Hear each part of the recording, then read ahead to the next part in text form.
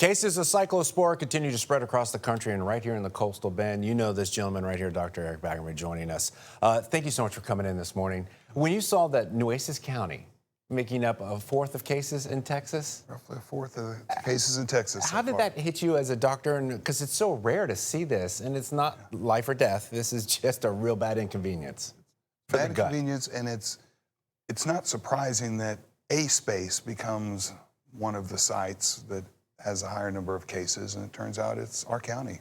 Let's get into the basics. What is Cyclospora? How do we get this in our system, and how do we prepare our food better? Cyclospora, we get it, we ingest it. It's a parasite, irritates the lining of the intestines, causes lots of malabsorption and diarrhea. And we get it typically from the things that are harder to clean. Okay. So the leafy vegetables, like lettuce or cilantro,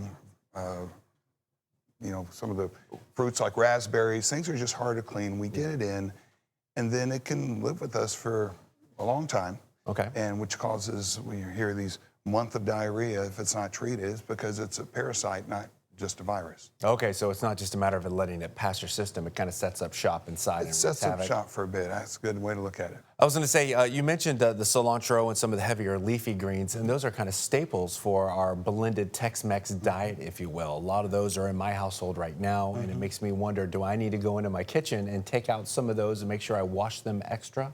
The key is washing them.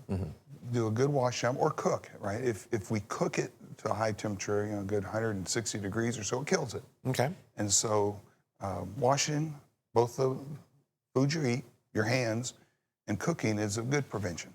What are some of the first signs that I might notice? Say it does get into my system. What can I expect as far as, is it a headache, a fever, or is it just instant stomach cramps? So those things, the headache fever can happen, but fevers are more rare with this. It's the intestinal manifestations, the bloating, the nausea, and the explosive diarrhea. Not so much bloody diarrhea, but just lots of diarrhea, watery diarrhea. And it just does not feel good. It makes me think, because I know sometimes when cases are severe, like you want to let that pass and then maybe take an Imodium or two. What's the treatment course here?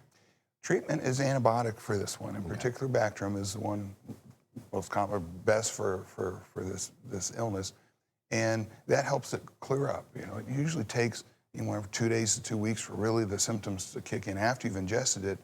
And it can take weeks for it to go away, but with antibiotics, it can make it better. There's a lot more to break down here, and we are going to do that with Dr. Baggerman. Thank you for being in this morning. You're going to be visiting with Lexus Green coming up, but right now we're going to send it over to Kellyanne. Good morning, Kellyanne.